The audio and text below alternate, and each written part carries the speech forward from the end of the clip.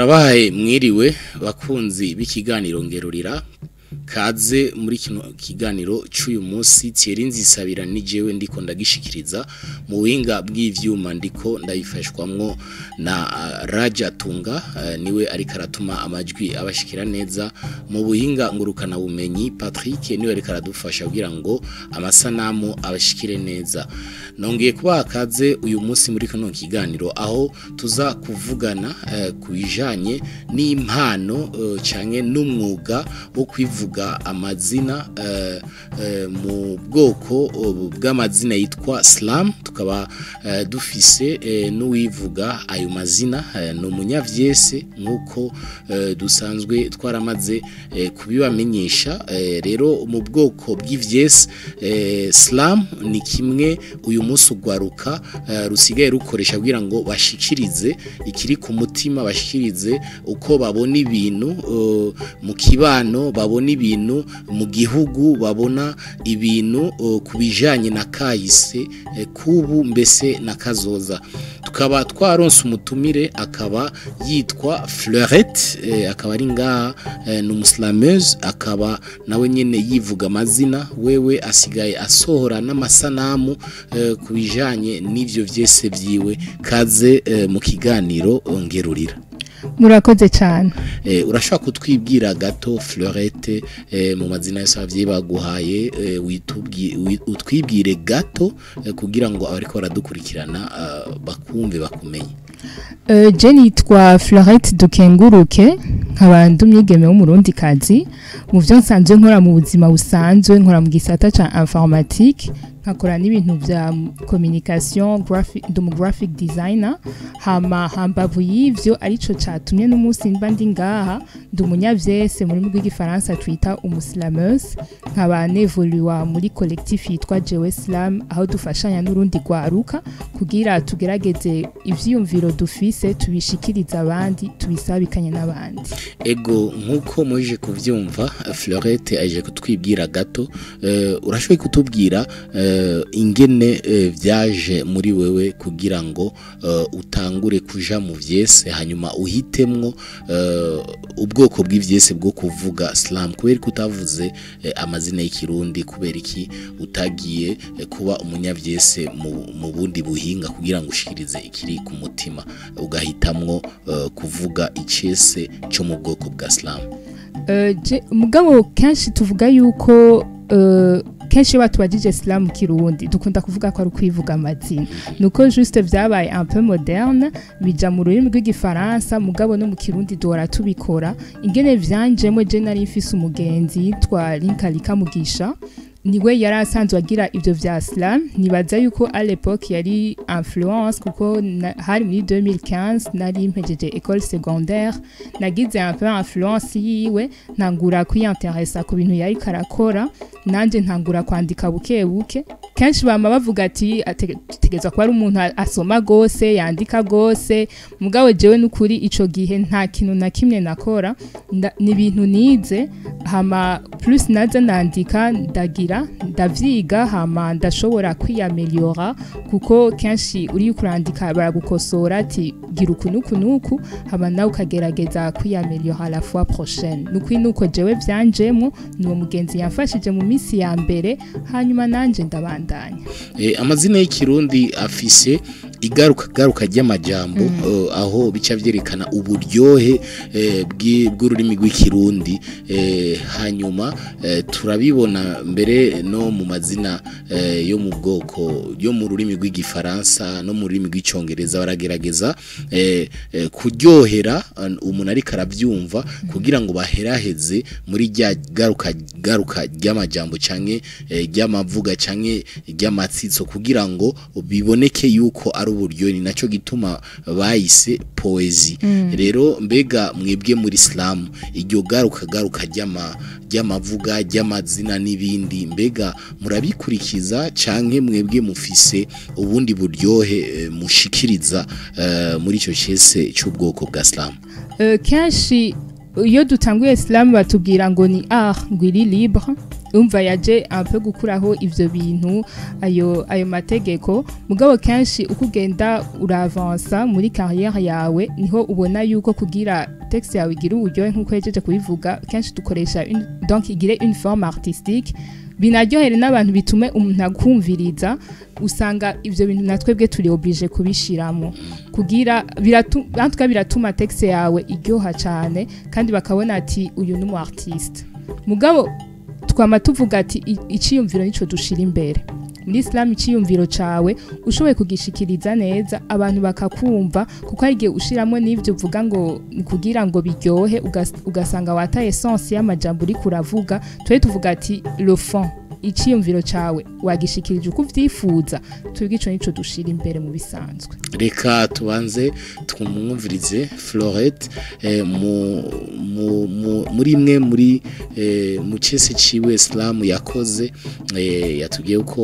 ahora abikora mu Kirundi canke mu rundi rurimi reka tumuha akaryo hanyuma aducishirizemo nk'umunota umwe ca tugaruka kugira ngo tubandanye n'ibindi mu rurimi nifuza ego. OK.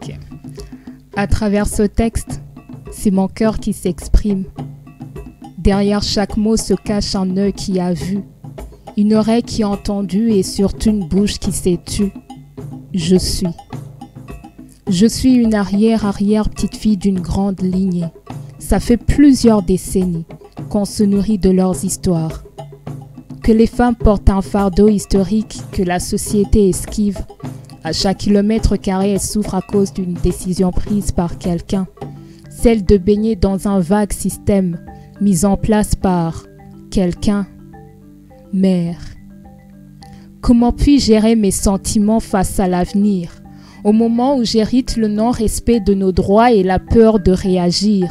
À chaque coup que tu reçois, c'est moi qui sens la douleur dans l'abdomen. Mais je ne pleure pas la souffrance de ta mère ni la tienne. Plutôt celle que vous transmettez de génération en génération alors. Pourquoi devrais-je continuer de marcher sur ce terrain rempli de mines?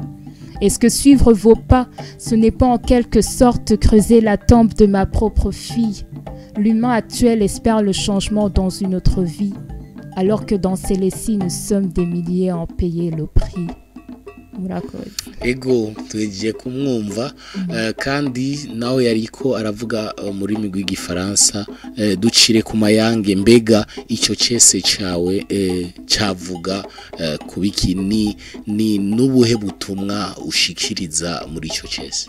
muri icyo cese je novuga yuko nari mu kibanza c'umwigeme yariko abwira mama wiwe iyo mvuze mère Jane bona yuko c'est beaucoup plus une mère représente toutes les femmes et quand navuze à ma mère mugabo en tout cas je muri yo texte yanje ça représente toutes les femmes je nayiko ndavuga ati kenshi ari ibintu tuvuga ati les droits de la femme iyo rero les droits de la femme zitubahirijwe naho usanga hariho ama violence c'était beaucoup plus ku ma violence conjugale tuko turavuga yuko umwana iyo akuza bibona haigihe benshi batangura kubona ko mfisi vyarabaye normal mego nta n'ikintu na kimwe twohindura mugabo je nanje ndi muri ya generation mvuga ati mbego no musa atagikozwe nimba ari trop tard kuri mama wanje na jewe reka basingwane kugira umwana wanje azobeho neza ati nimba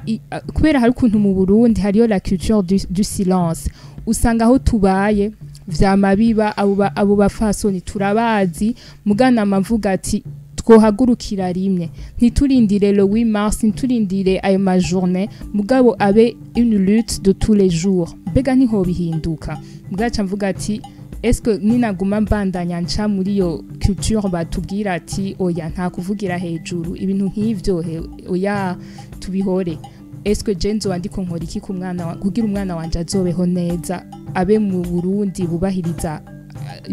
les droits de la femme. Urumva yuko wewe ukoresha icese canke uburyo bwo kuvuga icese cy'ubwoko bwa Islam kugira ngo ushikirize ikiri ku mutima ariko abandi nabo baravuga yuko burya muri Islam aho bitandukaniye no mu bindi vyese nka poesie canke amazina y'ikirundi mwebwe muvuga Islam umenga muravuga mufise agashavu mufise umenga icyababaje mu mutima akabonge ishari muba mushaka gusohora kugira ngo nuri karavyumva umenga muriko mumuhadikiriza guhindura ikintu kuko niho hantu muronkeye gushikiriza ikiri ku mutima abavuga yuko Islam ikoreshwa kugira ngo mushikirize agashavu mushikirize akabonge agashari mwabitse mu mutima bobo mubivuga kwiki jewe nibaza yuko biva no ku muntu kuko hari igihe usanga hari umuntu yaronka ivyo yandikiye ashavuye n'undi abironka yaryohewe mugaje namavuga yuko Islam c'est beaucoup plus informer former ou bien divertir hari igihe twinayikoresha kugira dusensibiliser si kuvuga yuko tuba dushavuye imisi yose ariho kugira duserura ishavu mugabo namavuga hari ibigumbagumba vyama biherekeza ivyo twanditse hari igihe usanga ari ishavu hari igihe usanga ni hamwe usanga ari amatexe ya revolte hari igihe usanga ari kugira abantu batambe kandi naho nyene biravana naho uburi ni naco gituma muyita yuko ari chess ni kuvuga yuko ari art kuko nakaryo umuronka kugira mushikirize icyumviro mufise ubutumwa mufise ariko nibigumbagumba mubishizemo ego kandi je namavuga yuko nk'umu artiste utegerezwa peut-être kuronka une cause à défendre kuko twe jewe namavuga ati le changement commence par les mentalités mugabo umuntu ntitumubwira ati kora ibi nibi je kenshi ndapartaja uko ibintu ndavyumva ni nka reflexion banaragize hamwe nkagerageza kuyisabikaniriza abandi mugabo kenshi umuntu ugiye kunamubwira ati ngo kora ibinye ngo kora ibini kera twarabigira mugabo après baratubwira ati ukuntu tugenda turasuiva ama formation baratubwira hindura uko siko baganiriza abantu kuko nahajyanye nimba dukoranya abantu kugira batwumviriza ni kugira tuganire nabo binashobotse nabo baduha ivyiyumviro nico gituma duhora dusanga n'ama feedback nk'insohoye ati mbega nta kintu no kwameliora kugira natwege ntidushaka gutsitaza abantu canke ngo bafata amajambo uko tutifuza yuko bayafata nivyo rero kenshi mbwa hari abantu usanga bandika nyene bashavuye canke avuga ati je itexe yanje shaka babone nyene yuko he ndi muri yo dans la peau de cette fille yabonye ibintu ashaka ko bihinduka mbega uwo mukobwa yo bivuga ameze gute hari ibintu tavuga uri kuratwenga nivyo rero twiyumvira imisi yose yo tugomba kuvuga ico cese hama bigafasha yuko ubutumwa babwakira uko wifuza wewe uko babwakira abantu benshi biyumvira yuko kuba umunyavyese utegerezwa kuba ufise ingabirano canke impano kugira ngo uje gushikiriza ikiri ku mutima ushikirize n'icyumviro cya kuko ivyo vyumviro wowe uvuga yuko ushikiriza uyu munsi ubisangiye na benshi ariyo benshi babifise hariho abakenyezi benshi hariho urwaruka rwinshi abayabaga benshi nka wewe bo bafise ikiri ku mutima kugira ngo bagishikirize kandi bahora babiyaga mu biganiro dukoresha ku maradiyo abandi bakabiyaga iyo bariko baraganira n'abantu bisanzwe mu biyago mu kiyago bagiranira n'abandi ariko uyu munsi kugira ngo umuntu abe umunya vyese nuko bamwe bavuga yuko bafise impano abandi bakavuga yuko hariho ivyigwa akurikira mbega kubwiwawe uyu munsi kuba uri umunya vyese uvuga Islam mu gushikiriza ikiri ku mutima kandi kiri mu mitima y'abantu mbega ni impano canke ni ikintu uvuga ati jewe ndabona yuko ari ivyigwa nakurikiranye nico cyatumye uyu munsi mbo umunyavyese je namavuga yuko usanga hari amakategori y'abantu babiri hari umuntu natwebwe hagati yacu turabonana hari umuntu ubona yuko ari impano ukabona ati uyu muntu ni impano hari nawe usanga baragiriwe n'amahigwe ugasanga abavyeyi babama babasunika gusoma ibitabo bakiri abana ukaca usanga akuza bikunda akuze atwamajamba yaronka byoroshe mugabo je ntibesheye ndi umuntu yavyiza kandi ni ibintu vyigwa hariyo benshi bama bibaza yuko impano egutegezwa kuyivukana mugabo hariyo nabandi bavyiga kandi bakabimenya je novuga ko nari ndi muri yo kategori ya kabiri kuko jewe nari umuntu wa mbere no kuvuga imbere y'abantu narajugumira no kugira kuko ari ubufise n'amajambo bikanka kuyasohora je namavuga yuko Islam nagize yaratumye quand même ivyo mfise mu mutwe nshobora kugenda imbere y'abantu nkabivuga kandi namavuga ati nibwo gwaruka dutwifuza bifuza mbega ubwo gwaruka rubona ibintu vyohinduka rutavuga tuzoshika hehe nico gituma kenshi usanga ndiko ndatanga nayo ma atelier hari n'abandi bibaza yuko Islam ni gifaransa mais pas du tout jari ama atelier kenshi nkora ntanga ugasanga hariho ukuntu twateragisa nabo ba jeune ukabasunika kuvuga ivyo bintu biri mu mutima ivyo bintu biri mu mutwe ku buryo babishira ku rupapuro kuko bijyanye n'ibintu tuboroka tukagenda kuvuga imbere y'abantu mu ndimi zose bifuza cyane ari Giswahili ari Kirundi ifo ko message gusa ipasa hama ico gifaransa n'ivyandika bivana na public ubufise hari ahantu ugiye uvuga ati ninavuga mu Kirundi nta muntu numwe ashobora kunyumva aussi ushaka peut-être kwiyumvira au niveau international nzenda sohoka igihugu ucusanga ico Kirundi hari ahantu ugiye uragikoresha mugabo ifo ko na ubuzi no kwandika muri ico gifaransa ugiye ushoye gutumirwa mu ma festival atandukanye canke icongereza muri East African Community nico bakoresha aho ni handi utanguye kwiyumvira ingene wosohoka ku Burundi d'abord mu Burundi d'abord bakumenye hama ni vyiza kwandika mu ndimi zitandukanye bwaje namavuga ati aba jeune birakenewe n'ukuri art ni kintu twebwe cadufashije ati ivyo revya iyo passion dufise ko yatuzi importance yayo reka tubisabikaniriza abandi turavye uko abanditsi ba kera bandika ivyese uravye hari abanditsi bakomakomeye mu Bufaransa canke abanditsi bakomakomeye mu Bwongereza je novuga nka Shakespeare ariko arandika ivyese vyiwe twita mu bwoko bwa théâtre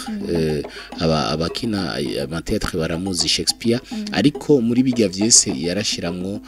ni cese cha poezi abantu benshi baraza ama poezi iwe amajambo yakoresha agakoresha ubuhinga bw'igaruka ry'amajambo ariko vyerekana uburyohe ariko aravuga ivy'urukundo mbega kubera iki tutabona mu bantu bavuga icese cha Islam bakunze kuvuga kukijanye n'urukundo mbega nuko mu baslamere atarukundo biyumvirako ahubwo rero ubunye niho vyagiye guhinduka kenshi twaragira ama Islam wasanga benshi bandika ku rukundo ushika naho duzana n'itegeko ati oya andika ku bindi basi andika ku bindi ntuzogire amatext avuga urukundo gusa mbega bagutumiye kwa president cyangwa kwa première dame uzotwara texte y'urukundo aho ni umuntu kuko je naje urukundo ndagwandika ko je ndafise texte ivuga ivy'urukundo bwasuko ari byo nandika gusa mbwa urukundo ahubwo rero uborohereje cyane ubazanye yandi majambo batwaye mu myaka bagezemo ego kuko twebwe kenshi usanga dukorana n'aba jeune ni nk'ama scène usanga nka la fois passée twaragize scène kuri Institut Français du Burundi yo ku rukundo twaronse n'abantu benshi usanga ari suje abantu benshi bakunda ego hanyuma watubwiye yuko wakoranye n'umugwi na wewe naho nevoluwa ni un collectif yitwa Jewe Islam muri Jewe Islam aho uvuga yuko uri kuraterera imbere cyangwa uri kurakorana nabo kugira ngo ukarishe impano yawe cyangwa mbese umwuga wawe cyangwa novuga iki kuba umunyavyese mbega aho hantu hamwe no kuba waragiyemwo nakaye karusho ubona ku bantu baja mu migwi kugira ngo bateze imbere impano yabo bateze imbere umwuga wabo hamwe n'abandi bavuga yuko bikorana bonyene kwikorana ni vyiza mugabo en fait même si tu dis muri collectif il ne faut pas toujours avoir égard esprit à collectif kuko usanga nk'iyo collectif en fait ni association Jewe Islam ASPL usanga ibafasha beaucoup plus gukora ku ma projet kuko de nos jours nta sponsor batanga atari ASPL mugabo twe twama tuvuga ati travailler ku giti cawe nawe nk'umu artiste bega ni gikumaze gukora ama œuvre yawe naya tushaka kukurondera two kumenyera ku identité yawe niya kuko usanga aho tugeze hoho no kugira ugire tourner soit muri région Grand Lac il faut que vous fassiez spectacle muri ba uri umwe canke maximum muri bane ugumanye rero iyo esprit ya collectif usanga hari ahantu benshi usanga bara nabiheba kuko ntibigeze biyumvira kuri jewe nk'umu artiste mbega iminsi yose wumvise Florette il faut ko mva ko jewe slam ubya narubatse izina ryanje mugabo aussi collectif namavuga yuko yaradufashije tukiri nabashasha yaradufashije kuronka iyo visibilité iradupermeta no gukora ku ma projet atandukanye kuko projet yose ukorera kusanga ari experience yindi kuko hariyo nka projet twakoreye yitwa Babel do Buja twagenda mu makartier n'ujana vya bifaransa vyacu byo muri Institut Français du Burundi bisaba yuko wandika mu langue locale iyo deja n'indi challenge uburonse kandi biragufasha n'ukuri irakugurura imiryango usanga hariho nka festival vuga ba organiza ugasanga ho rero haje abartiste bavuye mu mihinga itandukanye ugasanga uri kuratisa amalia nabo ushoboye kubikorera ko neza en tout cas biraguha ama opportunité nk'umu artiste je namavuga rero collectif iragufasha ose ko kunduhurira hamwe turi benshi hari usanga hari abantu baba ni vyiza yuko umu artiste aussi bamucritique kuko uramenya gukosora mugabo uri wenyene uri muri kwa yawe biragoye kumubona umengo te meilleur alors que uri kura fréquente abandi ntuvuga ati hari ahantu ntaragera ntegerezwa kwiga iki mbega ujyanye no mwigira kwiki kugira nanje shike ngaha anye nukuri collectif kuri ico iradufasha cyane nama atelier tuza turabénéficia par le fait yuko turi muri collectif nka wewe ni novuga ni kubihe bintu bikunze kugukora ko kugira ngo ushobore gukora ivyese vyawe turabiye mu kibano turabiye mu buzima kuvyo waciyemo canke kuco wewe ukunda uyu munsi ukavuga ngo hari ibintu nkora mutima mfise ico no bikora ko canke namaze kubikora kenshi usanga ndiko ndavuga kuri ivyo les droits de la femme kuko nk'umu artiste déjà li féminin usanga turiko turasuiva ama formation kenshi ari wumva ikintu kiri un peu généralisé ugiye alors mu réalité ingena bimeze uri kuraganira n'abantu guma mve ivyo birabaho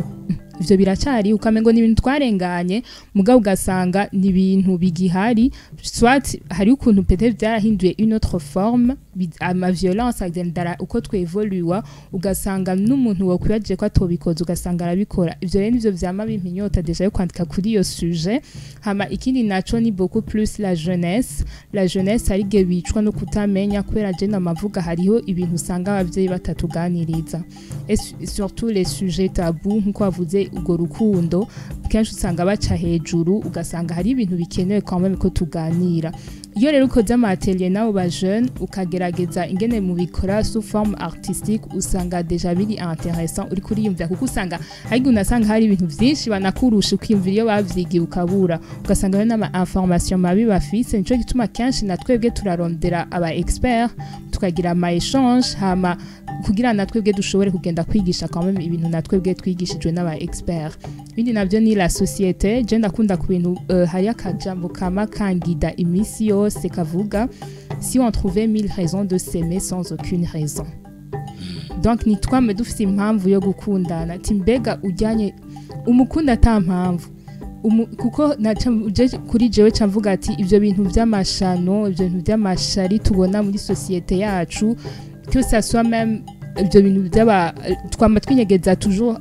derrière les droits de la femme mais je me dis tugize solidarité nk'abigeme canke abakenyezi mbega ntitwotera imbere bwa usanga hagati yacu hari amashari hari ibintu bitadutuma tuavansa je rero mvuga ati ifo ko ndavuga kuri ayo mantu uze kuya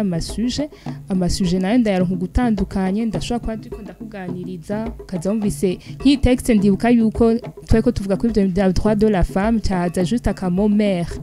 niyo titre y'iyo slam cyangwa ati mbega si je dois parler à ma mère no mubwiriki bivanye n'ibi bintu byose turiko turabona ego hanyuma itariki 8 z'ukwezi kwa gatatu aho bahimbaza buri mwaka umunsi mpuzamakungu w'agateka k'abakenyezi ucusohora ico cese wise mère ni kuvuga mawe mbega mama yakuvyaye umuvyeyi wawe cyangwa abavyeyi cyangwa mu kibano bavyakiriye gute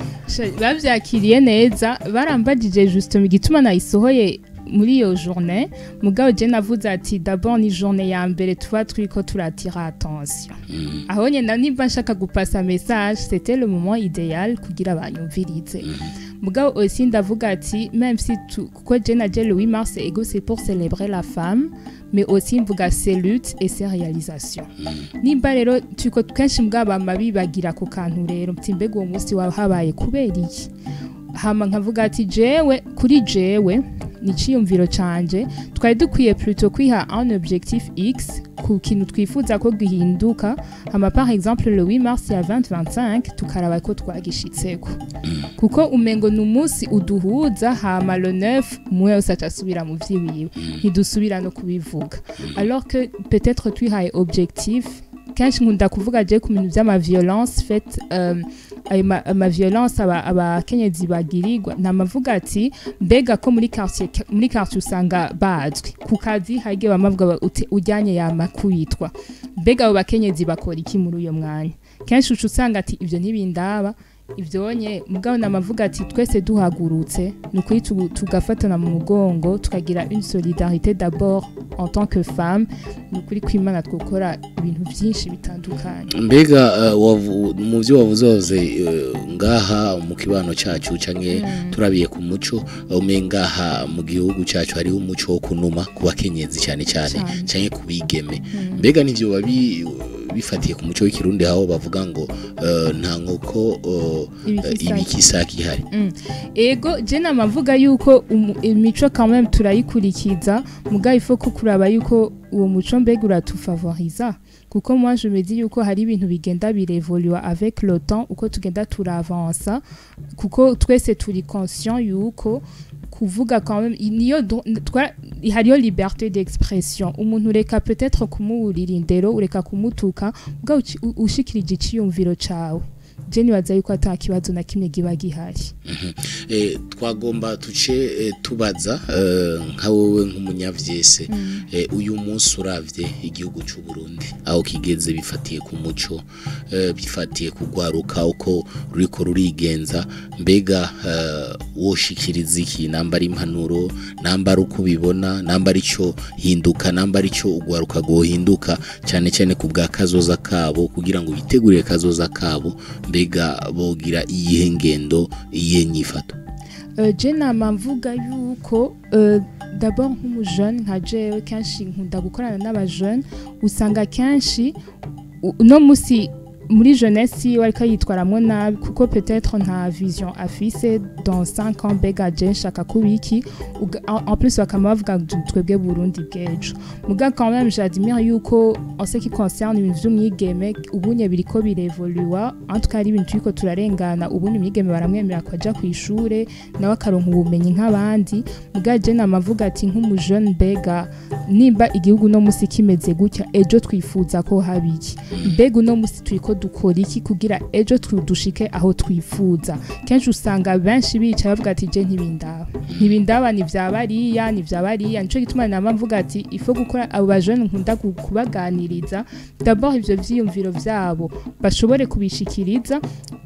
je nibaza yuko n'abadutwara baba bakeneye kumviriza ivyiyumviro vyacu kuko nivyo bagira kuko ni twebwe en fait ejo tuzoba turiko turafata ama décision donc j'encourage toujours umuntu amenye d'abord nifuza iki mbega mu mpano mfise canke mu vyo nshoboye ni giki nokora uno munsi kugira ejo tuzoronke bwa Burundi twifuza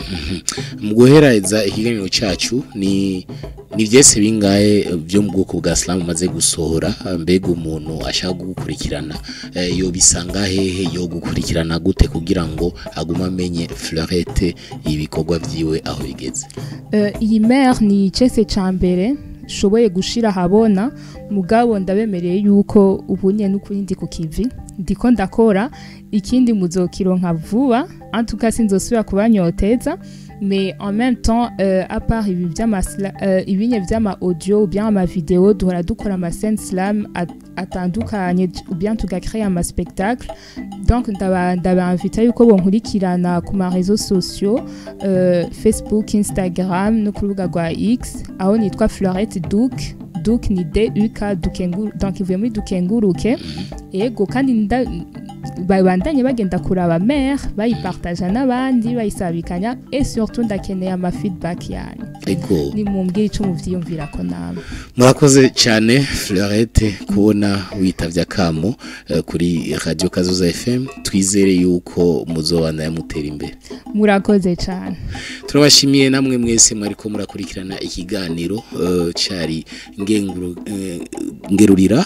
mwari kumwe na Thierry Nzisabira mu buhinga bw'ivyuma nariko ndayifashwamo na Hajatunga mu buhinga ngurukana bumenyi na bwa Facebook murashoboye gushimira Patrick natwe turamushimiye niwe yatuma amasanamu abashikira neza na uda